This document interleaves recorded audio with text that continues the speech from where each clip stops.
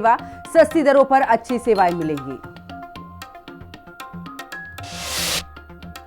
देहरादून में screening plant में नाबालिग लड़की की संदिग्ध मौत के बाद तनाव। गुस्से आए लोगों ने बाजार में लगाया जाम। प्लांट मालिक के होटल में जमकर की तोड़फोड़।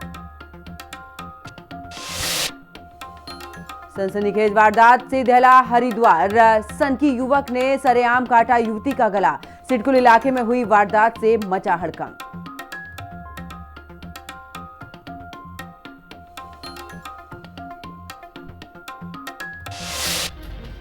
नमस्कार, हिंदी खबर देख रहे हैं आप। मैं हूं आपके साथ पंकज यादव। शुरुआत करते हैं जहां पर मुख्यमंत्री पुष्कर सिंह धामी के खटीमा में अपने खेतों में धान की रोपाई करने और हल चलाने को लेकर सियासत भी एक बार फिर से गर्मा गई है। कांग्रेस के वरिष्ठ नेता और पूर्व मुख्यमंत्री हरीश रावत ने इसे राहुल गांधी का अनुसरण करार देते हुए चुटकी ली है। सीएम धामी ने हरीश रावत की पोस्ट पर प्रतिक्रिया देते हुए कहा कि राहुल गांधी कोई ऐसे काम नहीं करते जो उनका अनुकरण किया जाए, यह हरीश रावत को भी पता है। मुख्यमंत्री ने यह भी कहा कि इस बार जहां धान लगाए गए हैं वहां जब फसल कटकर तैयार हो जाएगी तो भात बनाया जाएगा। इसको लेकर विपक्ष को आमंत्रित भी किया जाएगा।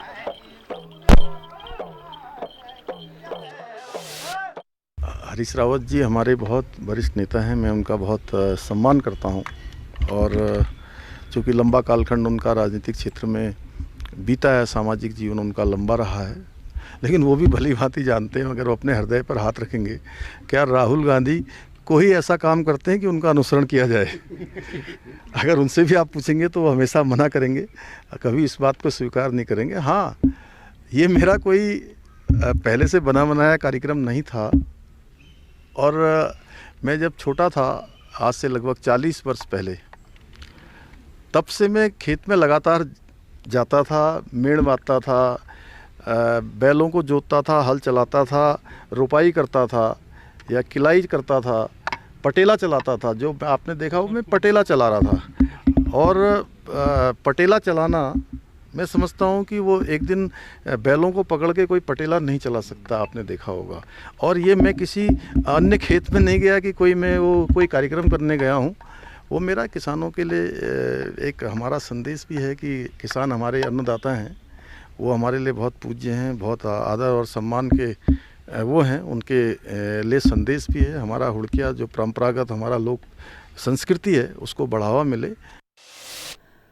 उधर मुख्यमंत्री पुष्कर सिंह धामी ने नैनीताल में कॉर्बेट नेशनल पार्क में जंगल सफारी की है, जिसको लेकर सीएम पुष्कर सिंह धामी ने कहा कि 12 महीने चलने वाली खाटू रेंज में स्थानीय लोगों को बेहतर स्वरोजगार और रोजगार मिल रहा है। इसके अलावा उत्तराखंड में 70% जंगल का ही क्षेत्र है और इसमें पर्यटकों की दृष्टि से रोजगार के अपार संभावना यहां पर बनी हुई है और इसी को ध्यान में रखते हुए अब इसका विस्तार भी किया जाएगा।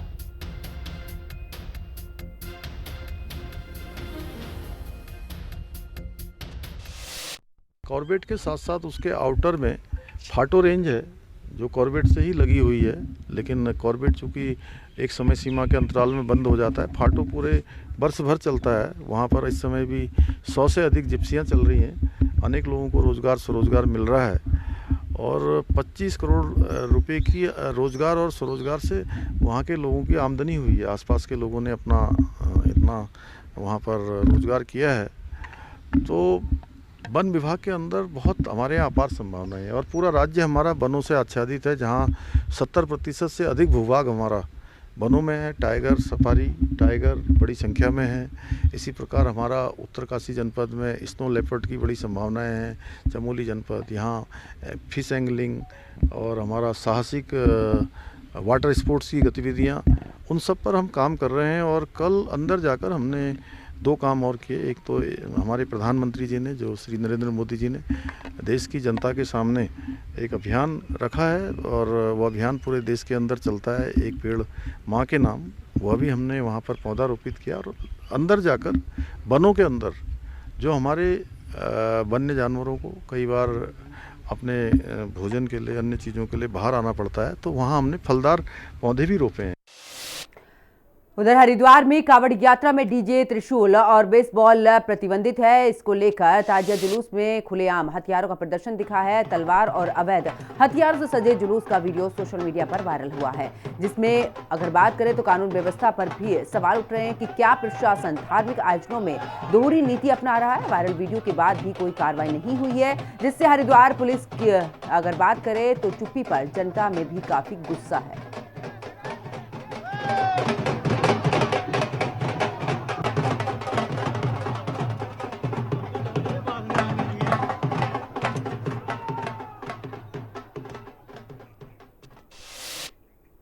चलिए आगे बात करते हैं। मॉनसून सीजन शुरू होने के साथ ही चारधाम यात्रा भी इस दौरान प्रभावित होती है। वहीं बीजेपी के प्रदेश मीडिया प्रभारी का कहना है कि बरसात के कारण यात्रा प्रभावित ना हो सके, इसके लिए 24 घंटे अलर्ट मोड पर है। बीजेपी मीडिया प्रभारी ने यह भी कहा कि यात्रा किसी भी तरह से प्रभावित नहीं हो और साथ ही आपदा से कम नुकसान हो, इसके लिए सरकार की ओर से इंतजाम भी किए जा रहे हैं। साथ ही मुख्यमंत्री पुष्कर सिंह धामी इसको लेकर समीक्षाएं भी कर रहे हैं।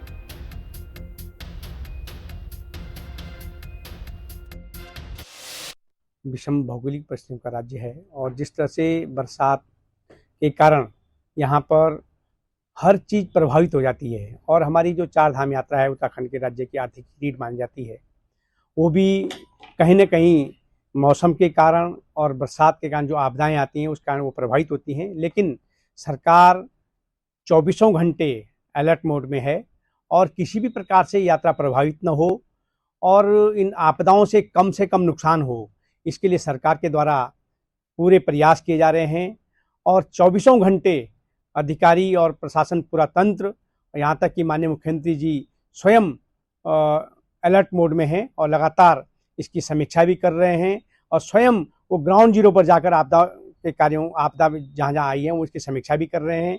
आपदा से प्रभावित लोगों को किसी प्रकार की कठिनाई न हो, उनकी हर समस्या का समाधान हो और जो चार धाम यात्रा पर जो लोग यहाँ पर आ रहे हैं उनको भी किसी प्रकार की कठिनाई न हो, इसके लिए सरकार लगातार काम कर रही है। चलिए आगे बात करते हैं। जहां पर खसरा और रुबेला जैसी संक्रामक जो बीमारियां हैं उनको जड़ से खत्म करने के लिए स्वास्थ्य विभाग 21 जुलाई से विशेष टीकाकरण सप्ताह की शुरुआत करने जा रहा है। सितंबर महीने तक अभियान जारी रहेगा। मुख्य चिकित्सा अधिकारी मनोज शर्मा ने कहा कि जगह जगह देहरादून के वार्डों में भी आशा कार्यकर्ताओं के जरिए जागरूकता अभियान चलाया जाएगा।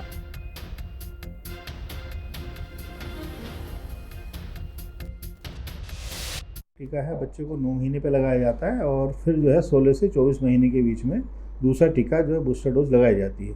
तो दोनों डोज जब लग जाती हैं, मीजल्स और रुबेला MR वैक्सीन इसको बोलते हैं, तो जब दोनों डोज लग जाती है तब माना जाता है कि बच्चे का वैक्सीनेशन MR को लेके कंप्लीट हो गया। तो देखने में आया है कि कुछ केसेस जो है अभी भी हमारे फीवर विद रेसेस के आते हैं, जो सस्पेक्टेड मीजल्स हैं उसके केसेस आते हैं, रुबेला के भी केसेस होते हैं। और जैसे आप जानते हैं कि जो मीजल्स है, अगर मीजल्स किसी को इन्फेक्शन होता है तो उसके जो कॉम्प्लिकेशन होते हैं, जैसे निमोनिया होता है, डायरिया होता है या आँख में कॉम्प्लिकेशन होता है, कॉर्नियल ओपेसिटी हो जाती है, तो उसकी वजह से जो है बच्चों में कई डेथ भी देखी जाती है और बच्चे काफ़ी बीमार उसमें रहते हैं, जिसमें कि पेरेंट्स को भी काफ़ी धन की भी हानि होती है। चलिए आगे बात करते हैं। बीते दिनों डोईवाला में भी कूड़ा बीनने वाली 13 साल की नाबालिग बच्ची की संदिग्ध परिस्थितियों में मौत हो गई, जिसके बाद बच्ची के परिजनों, स्थानीय लोगों और साथ ही हिंदू संगठन ने जमकर हंगामा किया। उनका आरोप है कि हिरासत में लिए गए युवकों ने बच्ची की रेप के बाद हत्या की है, जबकि पोस्टमार्टम में रेप की पुष्टि नहीं हुई है। वह इस मामले पर बीजेपी विधायक विनोद ने भी कहा है कि किसी पर भी बिना इन्वेस्टिगेशन के अपराध चस्पा नहीं किया जा सकता है। पुलिस इन्वेस्टिगेशन में आरोप सही पाया गया तो आरोपियों को सजा जरूर होगी।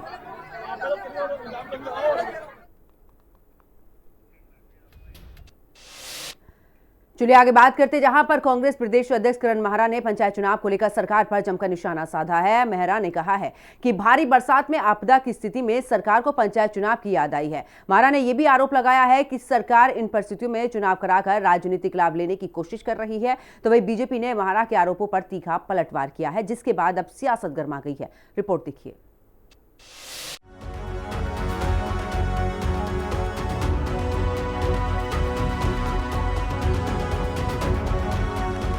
मेहरा ने की सरकार पर आरोपों की बारिश। मॉनसून में पंचायत चुनाव के पीछे साजिश।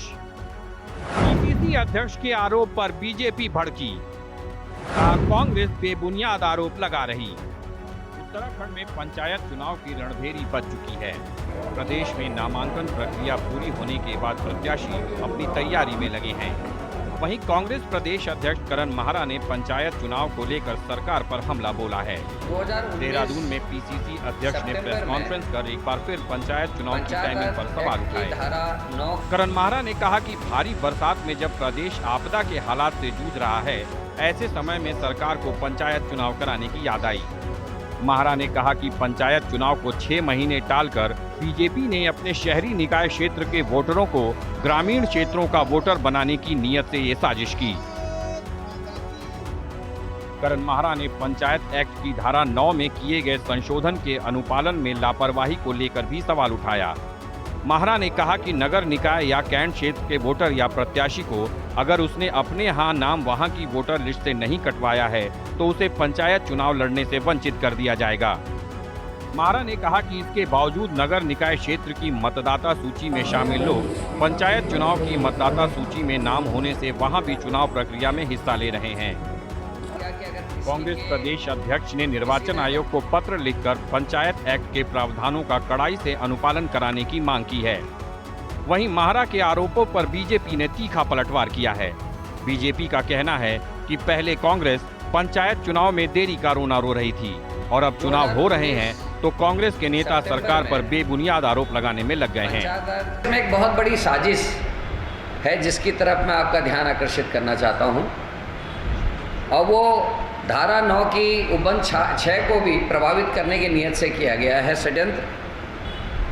आपने देखा होगा कि कार्यकाल पूरा होने के बाद बिना किसी बड़े कारण के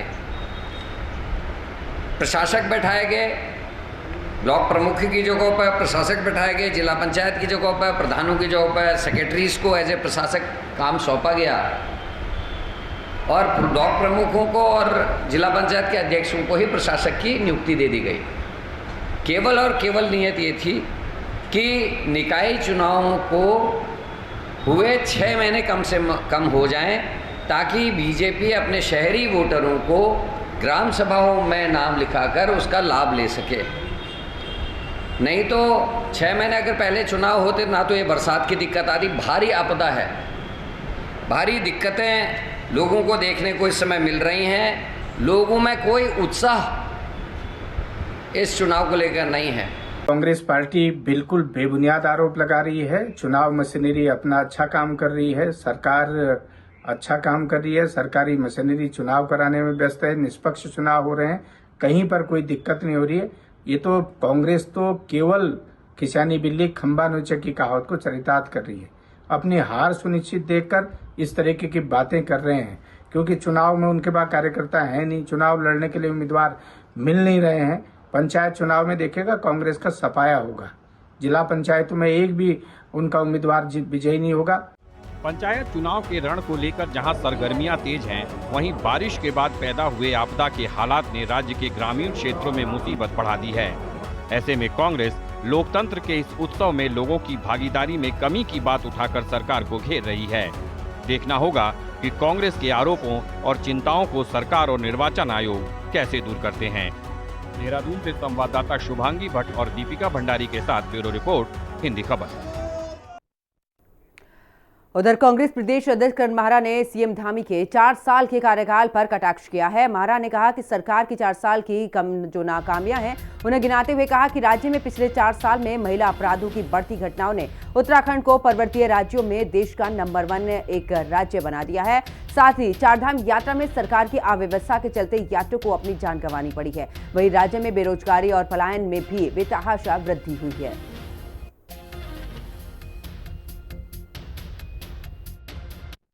चार साल हो गए, अब पलायन की स्थिति भयानक होते जा रही है।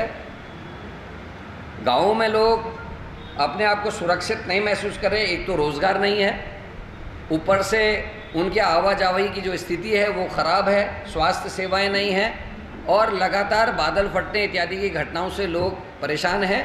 अग्निवीर योजना के लागू होने के बाद पलायन में और तेजी आई है। गांव से लोग पलायन कर रहे हैं। हमारा प्रदेश, मैं कई बार आप सबके बीच में इस बात को कह चुका हूँ, महिला अपराध में हम पहले स्थान पर आज हैं 9 हिमालय राज्यों में। अंकिता भंडारी केस में पुलकित आर्या को भले ही सजा हो गई, लेकिन अभी तक वीआईपी का जो नाम है वो सामने नहीं आया है। बिटिया लिख के चली गई कि वीआईपी को एक्स्ट्रा सर्विसेज देनी है, लेकिन नहीं, कोई फर्क नहीं पड़ा। चलिए आगे बात करते हैं, जहां पर कांग्रेस ने कम छात्र संख्या वाले स्कूलों को मर्ज करने के सरकार के फैसले पर कड़ा प्रहार किया है, जबकि बीजेपी इसे बच्चों के उज्जवल भविष्य से जोड़कर देख रही है। बीजेपी के मीडिया प्रभारी मनवीर चौहान ने कहा कि सरकार स्कूलों में बच्चों की संख्या बढ़े, सरकारी स्कूलों में, और साथ ही सरकारी स्कूलों की शिक्षा में गुणवत्ता को भी लेकर सरकार लगातार प्रयास कर रही है।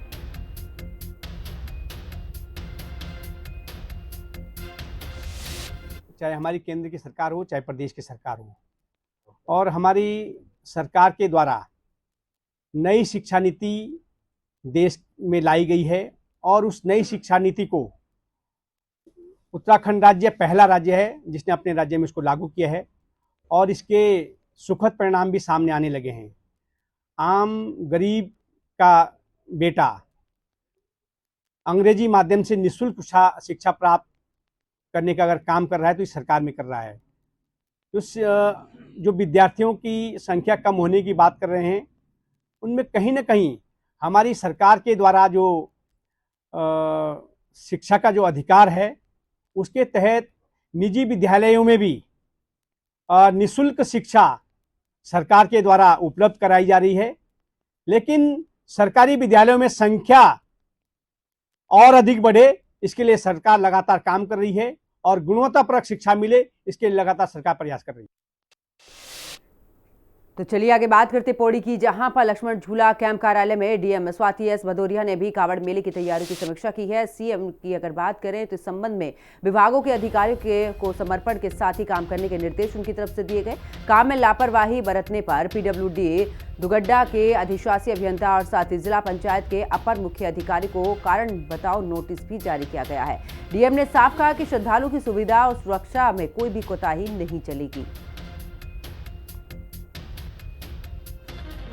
चाहे वो सड़क मार्ग है, चाहे पैदल मार्ग है, मंदिर वाला एरिया है, पार्किंग है, सभी शौचालय, बिजली, पानी, सभी चीज़ का डिटेल्ड निरीक्षण किया। जहाँ पे पानी एक आध जगह पे ऐसा लगा कि शौचालय से भी पानी कनेक्टेड नहीं है, उनके लिए निर्देशित किया गया है। एक बड़ी पार्टी है जिला पंचायत की जहाँ पे शौचालय की इतनी कमी पाई गई, उसके लिए भी बताया गया है। साथ ही जितने हमारे जो पैदल वाला रास्ता है उसमें सोलर लाइट आदि की व्यवस्था के लिए भी उनको निर्देशित किया गया है। और साथ में जो एलिफेंट प्रोन जोन है या फिर कोई भी डेंजरस जोन है, कुछ हमारे घाट से ऐसे डेंजरस, उन सबकी सुरक्षित रखने के लिए भी निर्देशित किया गया। और अभी हम लोग एक डिटेल बैठक भी करेंगे अपने अधिकारियों के साथ, और इसके अतिरिक्त मंदिर समिति, टैक्सी यूनियन, हमारे व्यापार संघ, जितने भी हमारे स्टेक होल्डर्स हैं, सबके साथ भी बैठक करके उनके सुझाव प्राप्त किए गए।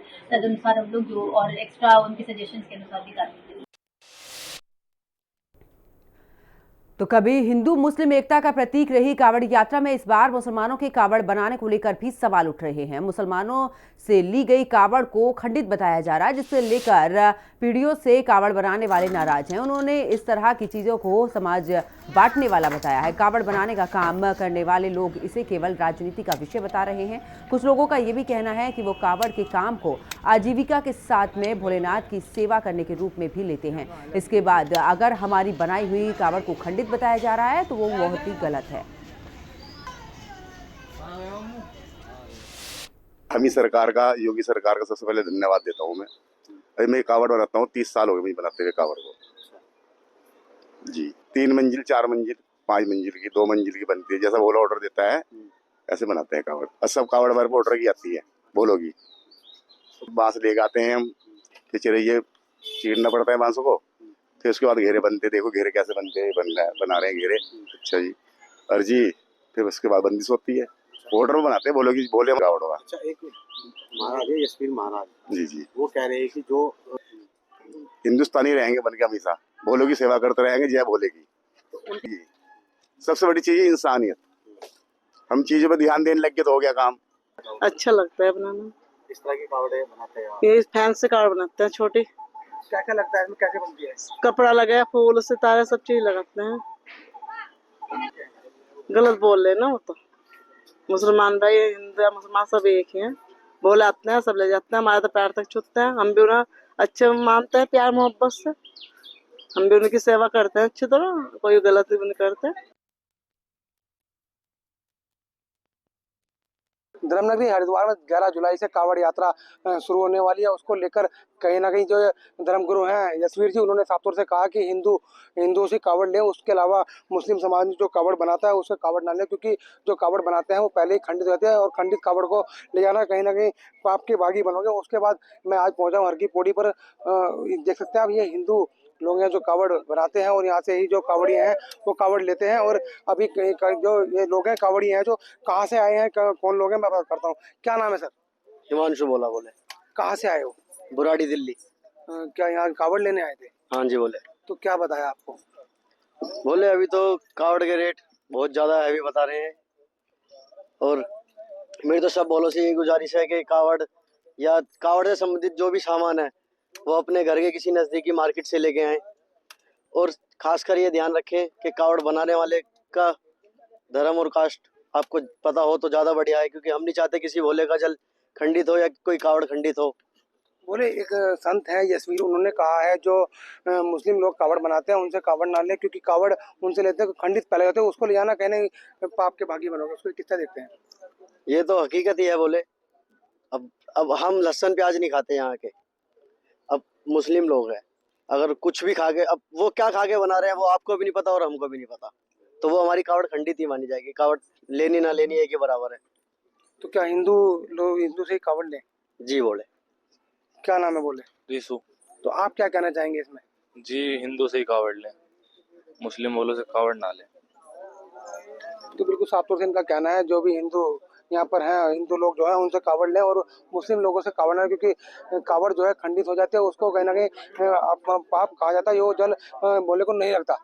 हरिद्वार से हिंदी खबर के लिए सचिन सैनी। और अब चलिए आगे बात करें हरिद्वार की ही, जहां पर कांवड़ यात्रा को लेकर स्थानीय प्रशासन की तैयारियों के साथ साथ जीआरपी ने भी अपनी कमर कस ली है। सोमवार को कांवड़ यात्रा को सकुशल संपन्न कराने को लेकर एसपी रेलवेज कार्यालय में भी अंतर्राज्यीय समन्वय गोष्ठी का आयोजन किया गया, जिसमें मुरादाबाद मंडल के जीआरपी कमांडेंट, आरपीएफ सुरक्षा आयुक्त और उत्तर रेलवे के सहायक सुरक्षा आयुक्त ने भाग लिया है। कमांडेंट तृप्ति भट्ट ने कहा है कि आगामी कांवड़ यात्रा को लेकर ये बैठक आयोजित की गई है, जिसमें सीमांत जिलों से सूचनाओं का आदान प्रदान के साथ साथ शिव भक्तों को रेल यात्रा को आसान बनाना है।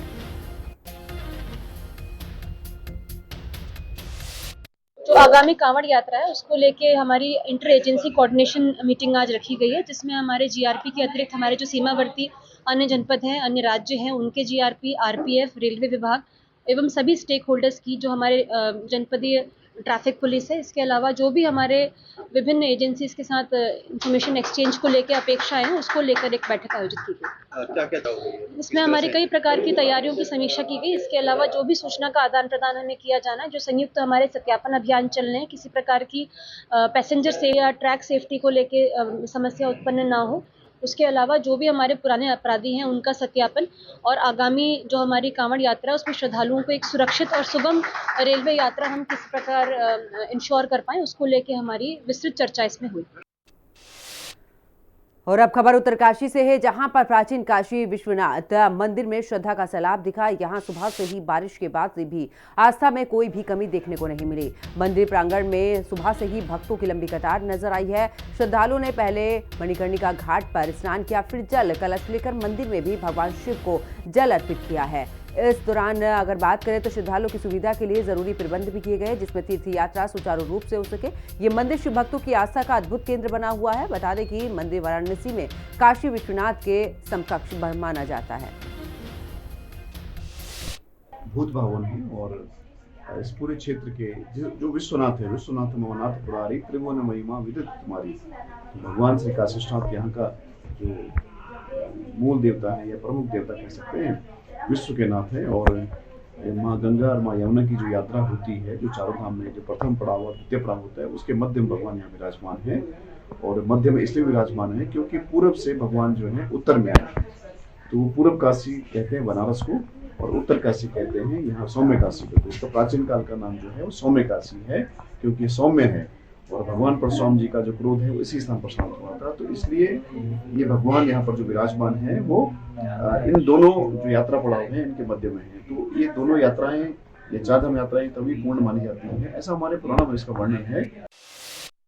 हमने आज काशी विश्वनाथ के प्रातःकालीन आरती के दर्शन करे, बहुत आनंद पूर्वक कतारबद्ध होकर के आरती के दर्शन करे। बहुत अच्छी व्यवस्था मंदिर की तरफ से की गई है। यह काशी विश्वनाथ बहुत अच्छा लगा, सारी व्यवस्था अच्छी लगी। हमने आरती के दर्शन के लिए किए, आरती भी सुव्यवस्थित लगी, बहुत अच्छा लगा। बहुत दर्शन किए, बहुत सुंदर दर्शन हुए हमारे काशी विश्वनाथ भगवान के।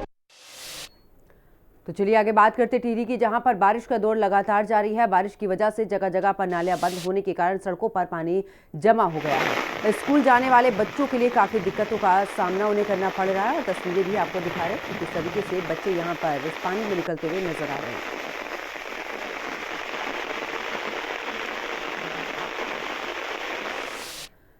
तो टिहरी में सुबह से ही बारिश का सिलसिला लगातार जारी है। बारिश की वजह से जाम जो पानी है उसकी वजह से जो सड़कें हैं वो तालाब में तब्दील हो गई हैं, क्योंकि जिस तरीके से यहाँ पर पानी बरस रहा है और उसको लेकर जो नदियाँ हैं वो भी उफान पर है और यही वजह है कि रास्तों पर भी पानी आ चुका है और सड़कें अब तालाब में तब्दील हो गई है। बारिश के बीच बच्चों को स्कूल जाने में भी काफ़ी दिक्कतों का सामना करना पड़ता है। आज भी मौसम विभाग की अगर बात करें तो भारी बारिश का अलर्ट जारी किया गया है।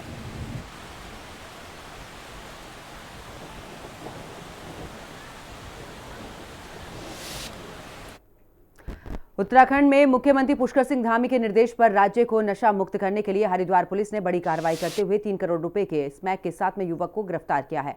कांवड़ मेले में नशा बेचकर फायदा कमाने के इरादे से 1 किलो 42 ग्राम स्मैक और 457 ग्राम मिलावट स्मैक बहादुराबाद पुलिस ने युवक को उसके साथ में गिरफ्तार किया है।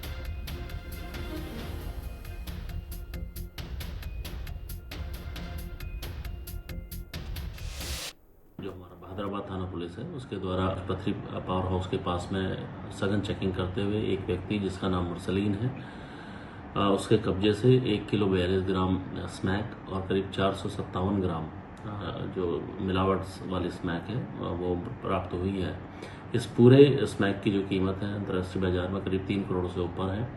मुरसलीन जो बुढ़ाना बागपत का रहने वाला है और राजस्थान से इस प्रकार के स्मैक को लाके हरिद्वार में या हरियाणा के सोनीपत या अन्य स्थानों में भी बेचने की इससे सूचना मिलती रही है। पुलिस के द्वारा एक अच्छी योजना के तहत आज इसको अरेस्ट किया गया है। इसके बैकवर्ड और फॉरवर्ड लिंकेजेस के बारे में हम लोग पता लगा रहे हैं, जहां से भी ये स्मैक लाई गई है और जिसको भी सप्लाई दी जानी है उसको भी पुलिस के द्वारा विवेचनाओं में सम्मिलित किया जाएगा। इस पूरे प्रकरण में अन्य अभियुक्तों की भी अरेस्टिंग की जानी अभी शेष है और मुझे उम्मीद है ये एक बड़े नेक्सस को पुलिस के द्वारा तोड़ा गया है और एक अच्छी रिकवरी पुलिस बहादुराबाद पुलिस की ओर से की गई है।